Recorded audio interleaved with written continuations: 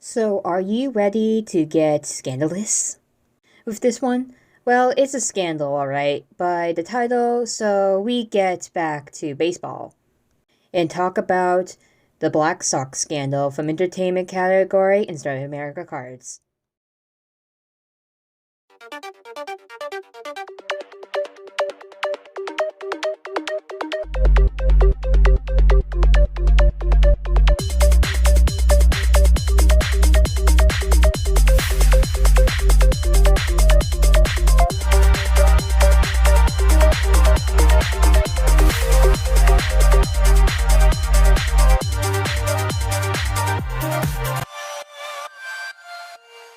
The Black Sox scandal was a Major League Baseball game fixing scandal in which 8 members of the Chicago White Sox were accused of drawing the 1919 World Series against the Cincinnati Reds in exchange for money from a gambling syndicate led by Arnold Rothstein. Despite the acquittals in a public trial in 1921, Judge Landis permanently banned all 8 men from professional baseball. The punishment was eventually defined by the Baseball Hall of Fame to include a banishment from consideration for the Hall. Despite requests for reinstatement in the decades that follow, particularly in the case of Shoeless Joe Jackson, the ban remained. In 1920, a small boy followed a Chicago White Sox baseball player down the steps of a Chicago courthouse and pleaded him to say it ain't so, Joe.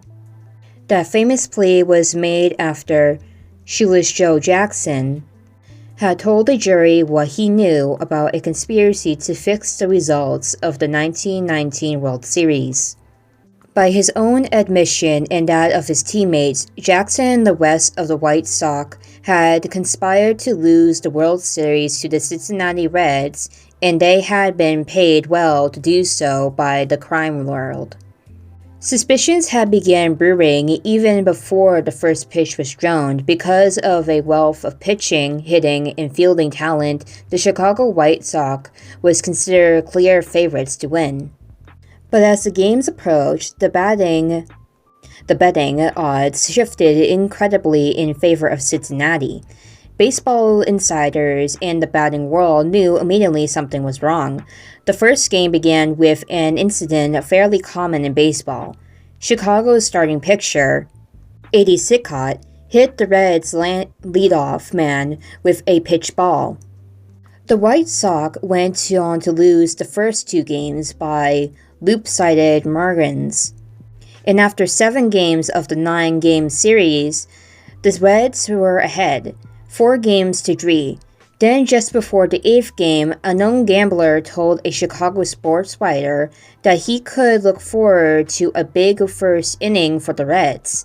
True to the prediction, Cincinnati scored 4 runs in the first inning, and soon the Reds had claimed the World Championship. It took almost a year, however, before a grand jury was formed to look into gambling in baseball. Word then leaked out that Charles Comiskey, the owner of White Sox, had withheld the loser's share of the World Series income from 8 of his players. When passed, Comiskey admitted that he thought his players lost in the series on purpose. This admission led to an across-the-board admission of a cover-up in the fixing of the World Series, and the scandal soon spread to include the president of the National League, along with the players and managements of several Major League Baseball teams. Finally, on September 27, 1920, Eddie Cody admitted that he had agreed to lose the series if the gambling world would pay him and his teammates $100,000.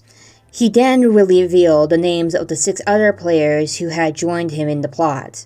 The players involved were banned from baseball for the rest of their lives, and an angry public branded them the Black Sox.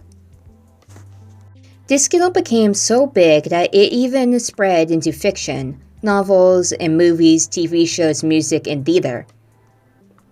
Yeah, it's with like all big scandals, it has to be dramatized. So here are some of the fictional world where the scandal had been spread to.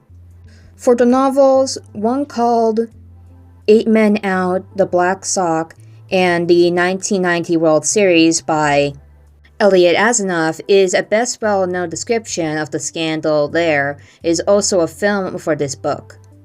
The novel Blue Rain, a novel of the 1990 World Series by Brendan Boyd, tells a first-person narrative of the event from the perspective of Sport Sullivan, a Boston gambler involved in fixing the series.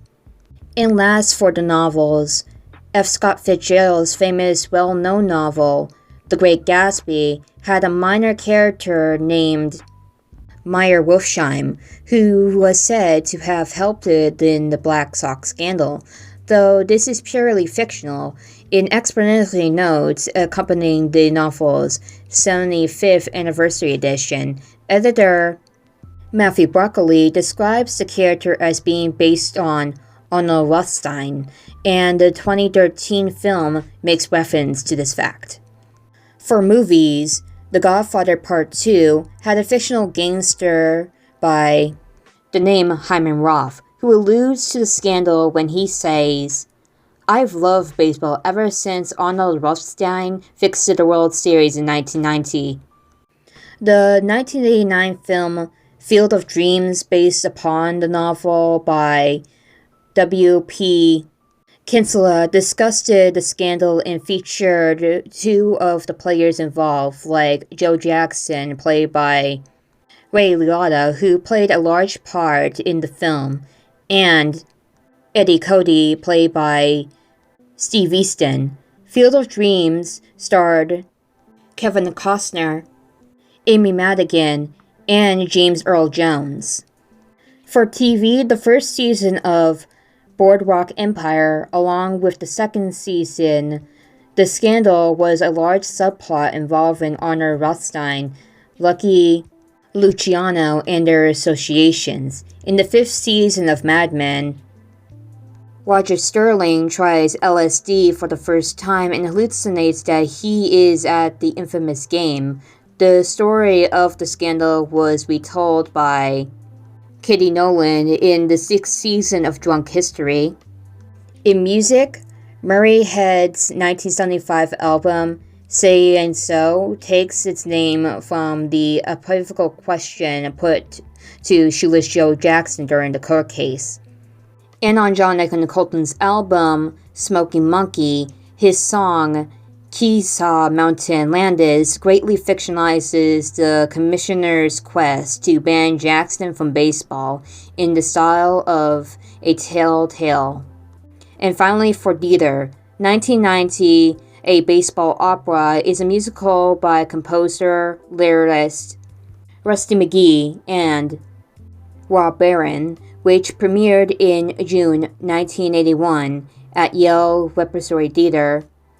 A sort of recent one called The Fix is an opera by composer Joel Puckett with libretto by Eric Simpson, which premiered March 16, 1920 at the Ordway Center for the Performing Arts.